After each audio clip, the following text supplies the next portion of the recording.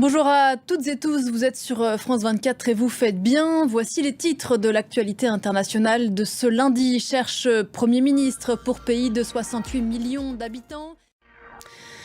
Et de 41 jours sans gouvernement en France, du jamais vu, Gabriel Attal a démissionné le 17 juillet. Nous sommes le 26 août et toujours pas de fumée blanche. Emmanuel Macron s'est engagé a priori à nommer un Premier ministre ou une Première ministre à l'issue de ces consultations.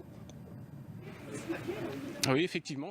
Sylvain Rousseau à l'Elysée, merci beaucoup Sylvain, on vous retrouvera toute la journée. Les patrons français eux aussi attendent un nom pour Matignon alors que les consultations se poursuivent et on vient de l'entendre pourraient durer encore. Le MEDEF, le principal syndicat patronal, ouvre sa traditionnelle université d'été cet après-midi. Son patron, Patrick Martin, s'inquiète de l'éventuelle arrivée du nouveau Front populaire au pouvoir et surtout de certains points de son programme. Écoutez-le, il était ce matin chez nos confrères de France Inter. La France sous la garde à vue de Pavel Durov est prolongée. Le patron franco-russe de la messagerie Telegram a été interpellé samedi soir à son arrivée à l'aéroport du Bourget. À Moscou, on évoque, je cite, une atteinte à la liberté d'expression.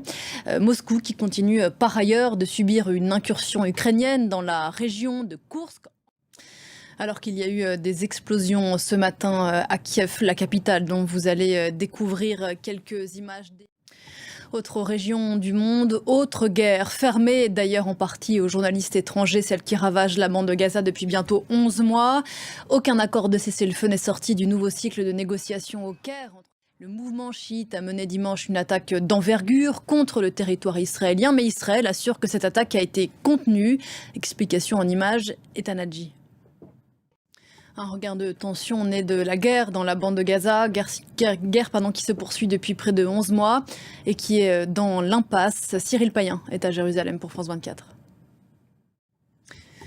Loin de la guerre, l'esprit olympique et ses valeurs de paix et de tolérance sont de retour à Paris. Les Jeux paralympiques commencent dans 2 jours et la flamme venue d'Angleterre où ces Jeux paralympiques sont nés entame un périple express dans tout le pays avant la cérémonie mercredi soir. Le récit de nos confrères de France 2.